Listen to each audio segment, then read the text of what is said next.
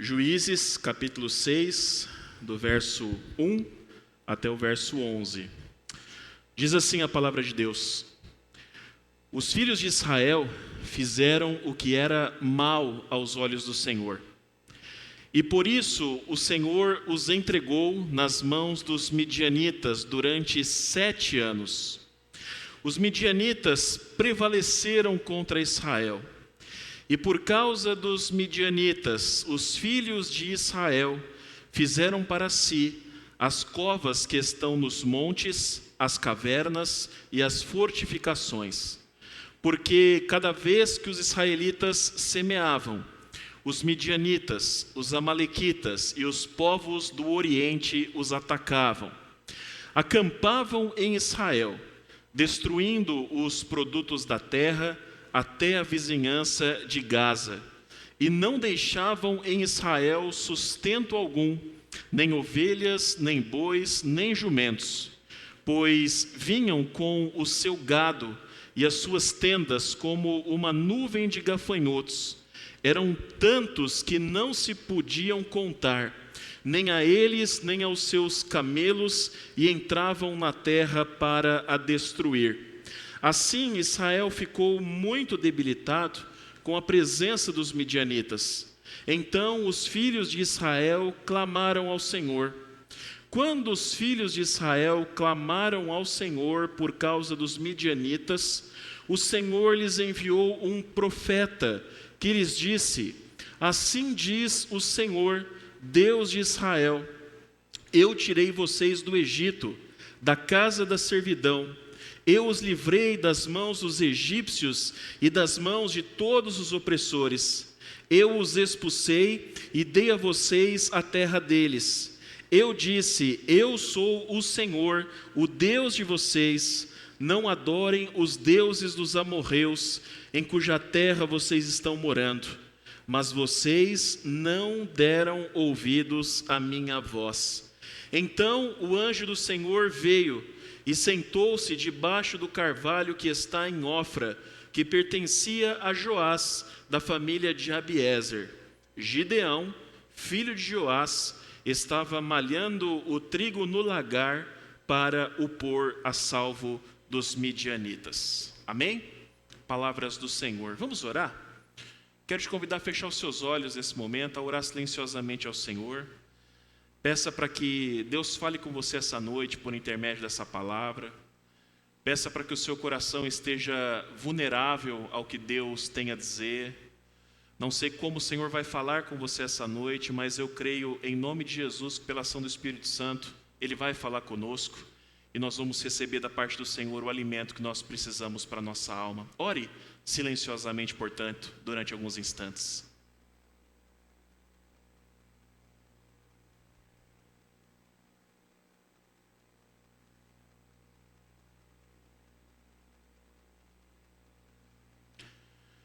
Senhor nosso Deus e Pai, em Teu nome, nós pedimos nesse momento a iluminação que vem do Teu Espírito Santo, Senhor. A Tua palavra foi lida, ó Deus, e nós pedimos, ó Pai, que pela Tua ação, Senhor, o nosso coração possa se apropriar dessa palavra, o Senhor possa falar por intermédio dela, Senhor, que nós possamos ouvir a Tua voz, e que nós possamos, acima de tudo, sermos submissos e obedientes àquilo que o Senhor tem a nos dizer essa noite, Senhor. Fala comigo, fala com os meus irmãos, ó Deus, nos ajuda nesse momento. Em nome de Jesus, amém, Senhor, amém. Queridos irmãos, para a gente entender qualquer passagem do livro de Juízes, é fundamental nós compreendermos um ciclo que se repete durante todo o livro. Esse ciclo, ele é composto por 7 fases. Eu quero lembrar ele com você nesse momento. A primeira fase é quando o povo abandona o Senhor. A segunda é quando Deus se ira por causa disso. A terceira é quando o povo é disciplinado pelo Senhor por intermédio da opressão de alguma nação inimiga estrangeira.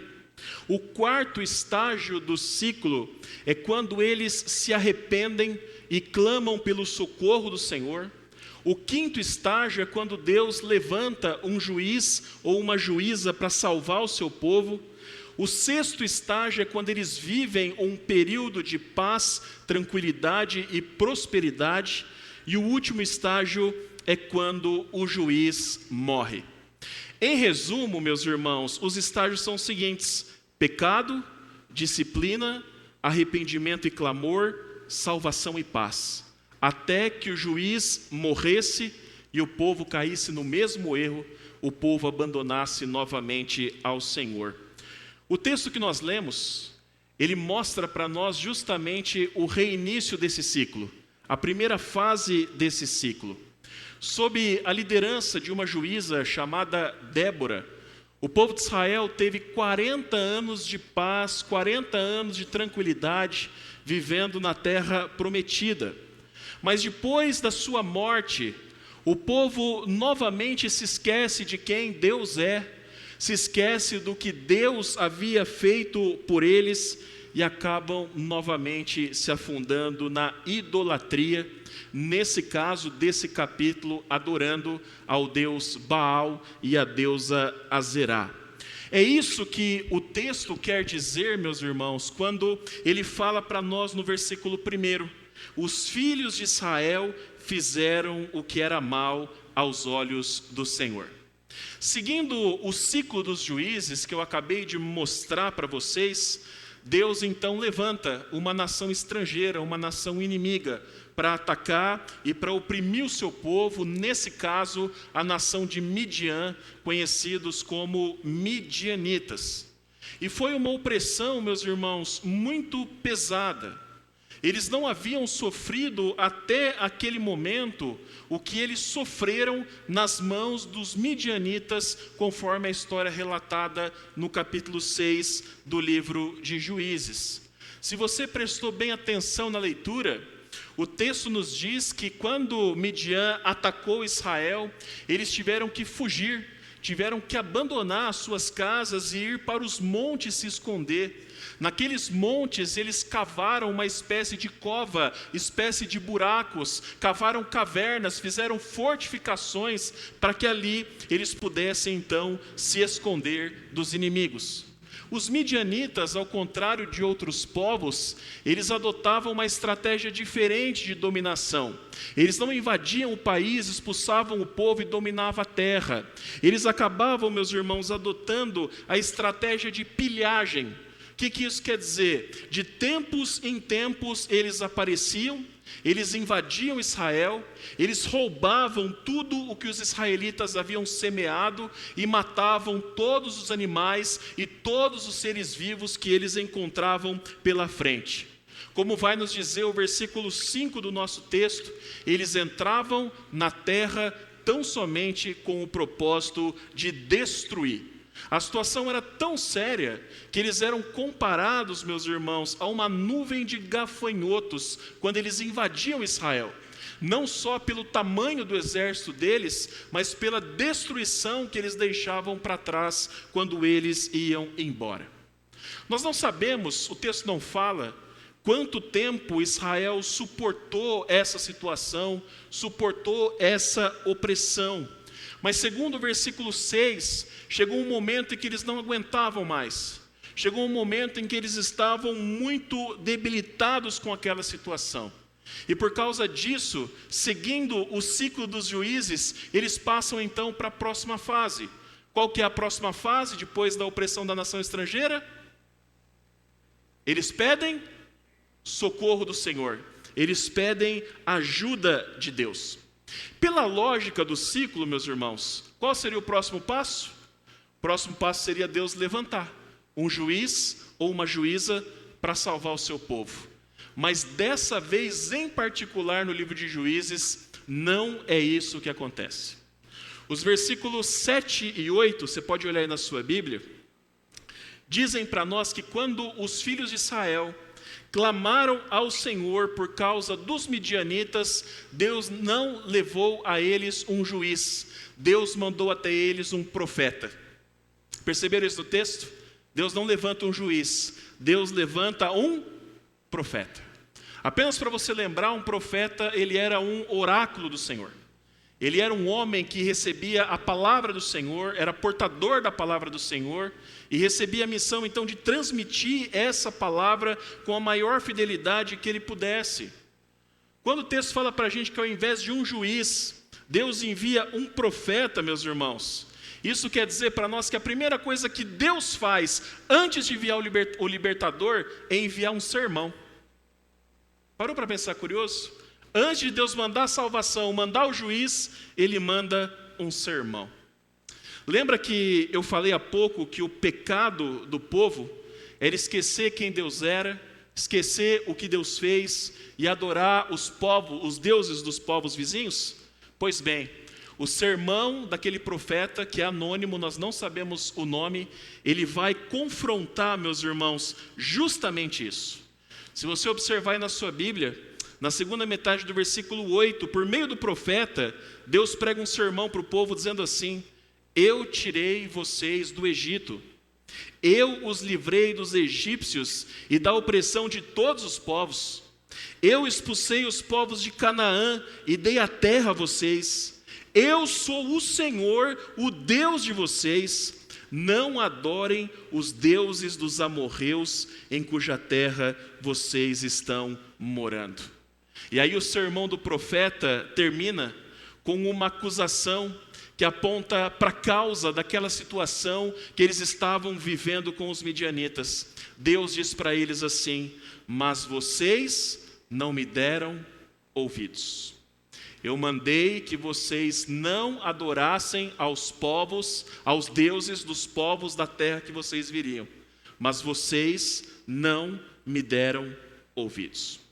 Meu irmão, minha irmã, antes de serem libertados, salvos pelo Senhor por intermédio de um juiz, que nesse caso seria Gideão, Deus queria que eles entendessem o porquê deles estarem passando por toda aquela aflição, por todo aquele sofrimento. O que o Senhor quer fazer aqui, meus irmãos, é mostrar para eles o seguinte: vejam o que a idolatria de vocês causou. Vejam o mal que vocês causaram, não apenas a si mesmos, mas em relação a mim também. E quando eu leio, meus irmãos, esse texto, eu entendo que o propósito do Senhor, ao fazer isso, ao falar essas coisas, é conduzi-los a um verdadeiro arrependimento.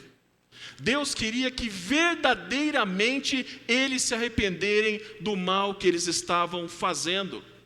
O fato de Deus apontar e mostrar o pecado do seu povo nesse momento, antes de enviar o livramento, mostra, meus irmãos, que eles haviam clamado pela ajuda do Senhor, não porque eles estavam arrependidos, mas porque eles estavam cheios de remorsos por causa da consequência terrível que eles estavam enfrentando por causa dos seus pecados. Eles não estavam interessados em abandonar os ídolos. Eles não estavam interessados em restaurar o seu relacionamento com o Senhor, a voltar a viver em fidelidade com o seu Deus, como povo da aliança. O clamor deles dizia respeito tão somente a que Deus os livrasse da aflição e do sofrimento causado pelos midianitas. Aliás, meus irmãos, todo aquele ciclo que se repete ao longo do livro dos Juízes nos mostra isso. Nos mostra que nunca houve arrependimento genuíno no coração do povo. Eles só tinham remorso. Eles só buscavam a Deus por causa da dor e por causa da aflição que os povos inimigos causavam a eles quando Deus os castigava. A preocupação do povo, ao buscar o socorro do Senhor, era puramente horizontal. Puramente horizontal. Eles só se preocupavam com eles mesmos. Eles estavam tristes e debilitados pelas consequências do seu pecado, e não pelo pecado em si. O fato, meus irmãos, é que eles demonstram que eles não estavam nem aí para a aflição que esse pecado causava em Deus, para a aflição que esse pecado causava no Senhor. Eles não estavam nem aí em como o seu pecado afetava o seu relacionamento com Deus. em como eles estavam longe, afastados do Senhor por causa daquilo que eles estavam fazendo. Se eles tivessem comida, se eles tivessem bebida, plantações, rebanhos, paz, prosperidade, certamente eles não teriam clamado pela ajuda do Senhor e eles permaneceriam na prática da idolatria, diariamente se prostrando diante de Baal, se prostrando diante de Azerá. Por isso, meus irmãos, antes de enviar o livramento, Deus envia um sermão. Antes de enviar um livramento, Deus envia um sermão. Eles precisavam acordar para a realidade de que o que o Senhor realmente queria deles era um verdadeiro arrependimento, era transformação, era mudança de vida, mudança de caráter. Porque quando não há verdadeiro arrependimento, quando a gente busca a Deus, meus irmãos, apenas por causa do nosso remorso, apenas para tentar amenizar a aflição e a dor causados pelo pecado, quando a gente faz isso, esses ciclos pecaminosos se mantêm na nossa vida. Quando não há verdadeiro arrependimento, esses ciclos dos pecados que se repetem e nos prendem continuam na nossa vida. O apóstolo Paulo, indo para o Novo Testamento agora, lá em 2 Coríntios 7:10, ele nos diz assim: pois a tristeza, segundo a vontade de Deus, produz o arrependimento que conduz à salvação, o qual não traz remorso. Mas aí ele vai falar de uma outra tristeza e ele diz: mas a tristeza do mundo, essa traz a morte. O que Paulo está falando para a gente é que diante do pecado, há dois tipos de tristezas que podem ser produzidas no nosso coração. A primeira é a tristeza segundo a vontade de Deus, e a segunda é a tristeza que o mundo traz. Meus irmãos, a tristeza que é produzida pelo Senhor, por intermédio do Espírito Santo que habita no meu interior, que habita no seu interior, nos conduz sempre a olharmos para Ele, nos conduz sempre a olharmos para Deus e vermos o mal que nós causamos ao Senhor por causa do nosso pecado.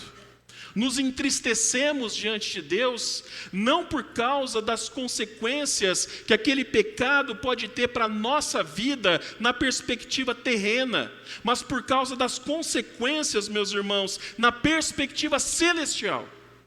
Como, por exemplo, a forma como o nosso pecado afeta o nosso relacionamento com Deus. Você já se entristeceu alguma vez diante do seu pecado por pensar: meu Deus, como é que eu fui capaz de fazer isso? Como é que eu fui capaz? Como é que eu fui capaz de colocar essa barreira entre mim e ti? Entre entristecer o Espírito Santo que habita em mim? Meus irmãos, dentro da perspectiva celestial, a gente se preocupa com isso. A gente se preocupa da gente roubar a glória que pertence a Deus na nossa vida e não dando a Ele, meus irmãos, o que nós devemos e assim por diante. Por outro lado, a tristeza produzida pelo mundo, ela desconsidera completamente Deus dessa equação. Ela exclui completamente Deus dessa conta. Como, por exemplo, o mentiroso que sofre não pelo fato de estar quebrando um mandamento de Deus, mas pelo fato da sua mentira ter sido descoberta e ela passar a ser taxada como uma pessoa mentirosa. Ou como o fofoqueiro, a fofoqueira, aquele que tem costume de ser maledicente, de falar mal do outro, que não se preocupa no quanto isso ofende ao Senhor, a glória do Senhor, mas se preocupa e fica aflito das pessoas descobrirem que ela está falando mal dela, ou se preocupa no mal que ela pode causar às pessoas através daquilo que ela está falando. Ou ainda um outro exemplo, alguma pessoa que por acaso possa estar roubando, possa estar desviando recursos no setor público ou no setor privado, e a pessoa fica aflita, não por estar roubando, não por estar ofendendo ao Senhor, mas pelo medo de ser descoberta, de ser pega e ter que arcar com as consequências. Em muitos casos, meus irmãos, não há arrependimento. Em muitos casos, diante dos nossos pecados, há apenas o remorso, o medo de nós sermos pegos, e agora a gente tem que pagar por isso. Agora a gente tem que arcar com as consequências. Eu já ouvi Eu acho que foi algum filme que eu ouvi isso, né? De golpistas, ladrões famosos, uma frase em que eles falavam mais ou menos assim: não tem problema nenhum em enganar, mentir e roubar, o problema é ser pego. Né? Não tem problema nenhum fazer isso, o problema é ser pego. Eu e a Vivian, nós assistimos essa semana uma minissérie chamada Amor e Morte. E ela retrata uma situação que ilustra bem isso que eu estou falando. Olhem o absurdo que a série retrata. Um homem e uma mulher, ambos casados, não um com o outro, ambos casados. Eles frequentavam a mesma igreja. E numa programação da igreja surge um clima, a mulher se sente atraída pelo cara e eles decidem então ter um caso amoroso. O mais bizarro dessa situação que a série mostra, meus irmãos, é que eles passam dias negociando os termos de como seria esse caso. A mulher faz uma lista e coloca na parede de quais seriam os prós e os contras, as regras que eles deveriam colocar. E eles passam dias então discutindo e negociando, até que eles marcam o primeiro encontro deles, que acontece em um motel fora da cidade. E uma das coisas fundamentais que eles concordam, que vem em primeiro lugar, meus irmãos, na lista de regras para eles, é que eles não poderiam ser descobertos de forma alguma. E isso não poderia acontecer pela dor e pela vergonha que eles causariam aos cônjuges e às famílias deles. Meu irmão, minha irmã, como eu falei há pouco, eles eram crentes. Eles cantavam no coral da igreja e eles eram do conselho da igreja. Já pensou, meus irmãos? E aí eu tenho uma coisa que é pior de tudo para falar para você. A série é baseada em uma história real. Isso aconteceu de verdade em meados dos anos 80. Qual era a preocupação deles no fim das contas? Não serem pegos, para não terem que lidar com o remorso das consequências que o adultério deles causaria. Eles não estavam nem aí para Deus. Eles não estavam nem aí para a sua vida espiritual. O fato é que o remorso ele exclui completamente Deus. Remorso, meus irmãos, tem a ver com o nosso ego. Remorso tem a ver com buscarmos a Deus, a sua ajuda e teoricamente o seu perdão, pensando unicamente em aliviar a nossa aflição e amenizar a nossa consciência. Já aconteceu com você? Quando você peca, que você não consegue ficar em paz com a sua consciência, e mesmo sem estar arrependido, desesperado, você busca o perdão de Deus para ver se aquela aflição, aquela preocupação, aquele peso na consciência passa. Mas Deus, meus irmãos, Deus não quer remorso diante dos nossos pecados. Deus quer arrependimento. Amém? Deus não quer remorso. Deus quer arrependimento. Se o remorso é horizontal, o arrependimento, meus irmãos, ele é vertical. O arrependimento tem como propósito reverter uma das consequências mais nefastas da nossa vida, que é a perda ou o afastamento do Senhor quando nós pecamos. O arrependimento, ele não se preocupa conosco em primeiro lugar. O arrependimento preocupa-se com o Senhor. O arrependimento se preocupa com a glória de Deus. O arrependimento se preocupa em nós buscarmos o mais rápido possível voltar ao caminho no qual nos desviamos. O arrependimento, meus irmãos, nos conduz à metanoia, à transformação, à mudança de vida. João Batista, quando ele pregava o batismo para o arrependimento, ele gritava, exortando as pessoas, dizendo: endireitem o caminho de vocês, endireitai as vossas veredas. Meu irmão, minha irmã, não existe verdadeiro arrependimento em caminhos tortuosos. Não existe verdadeiro arrependimento em caminhos tortuosos. Se você sofre, se você sente dor, se lamenta por causa dos seus pecados, mas é simplesmente incapaz de abandoná-los, desculpa te dizer, é porque você nunca se arrependeu de fato. Você nunca se colocou na presença do Senhor e se arrependeu de fato. Você, no fim das contas, só sente remorso pelas consequências desses erros, desses pecados na sua vida. Mas eu tenho uma boa notícia para você. Eu tenho uma boa notícia para mim. A boa notícia, meus irmãos, é que a graça e a misericórdia do nosso Deus são tão grandes que Ele não espera a gente se arrepender de verdade para agir na nossa vida. Você pode dar um aleluia por isso? Aleluia. Louvado seja Deus. Ele não espera, meus irmãos, por a gente, para que a gente se arrependa de verdade, para que Ele possa agir na nossa vida. Porque se Ele esperasse, estava todo mundo perdido. Estava todo mundo perdido. Romanos capítulo 5, versículo 8, nos diz que Jesus morreu por nós quando ainda éramos pecadores. Quando não havia, meus irmãos, nenhum tipo de mudança, nenhum tipo de arrependimento em nós. Conforme o versículo 11 do texto que a gente leu lá em Juízes, o anjo do Senhor no texto, esse anjo está com A maiúsculo, não está? Aí no seu texto, o anjo do Senhor do versículo 11, meus irmãos, é uma teofania, é uma manifestação física do próprio Senhor Jesus no Antigo Testamento. E segundo o texto, meus irmãos, o anjo do Senhor, ele vai até Gideão, e ele o levanta para resgatar, para salvar Israel, mesmo sem qualquer demonstração de mudança, de arrependimento no povo. E a graça dele se mostra ainda mais maravilhosa, quando na nossa incapacidade de nos arrependermos verdadeiramente, o próprio Deus, o próprio Senhor, por intermédio do Espírito Santo, Ele age na nossa vida, Ele age no nosso coração e Ele produz em nós o verdadeiro arrependimento e Ele nos conduz aos caminhos do Senhor. Amém? Concluindo, meus irmãos, o que o Senhor está nos mostrando essa noite, por intermédio da sua palavra, preste bem atenção no que eu vou falar.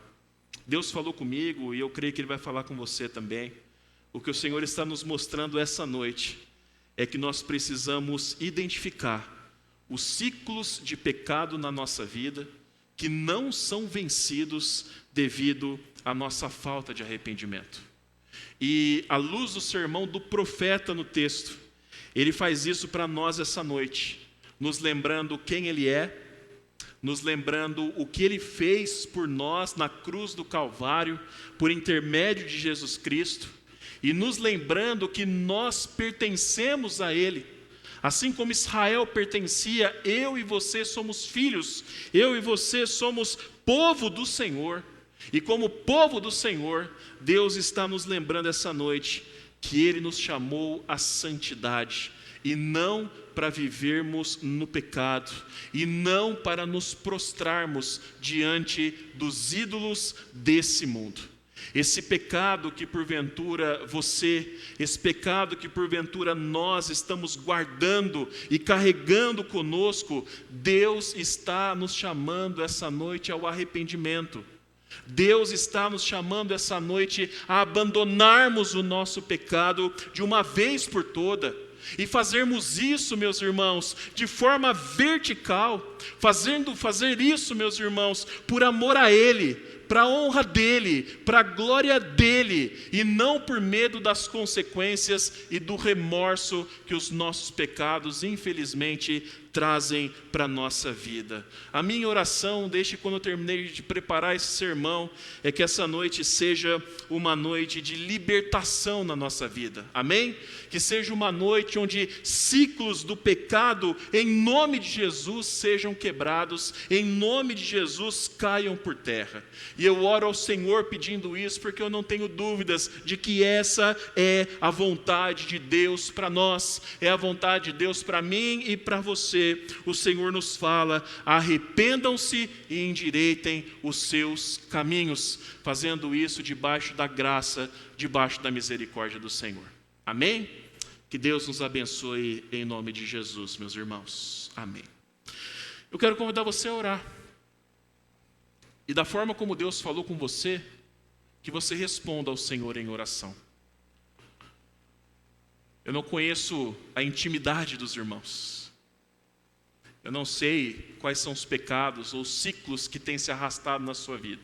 Mas o Senhor sabe. O Senhor sabe.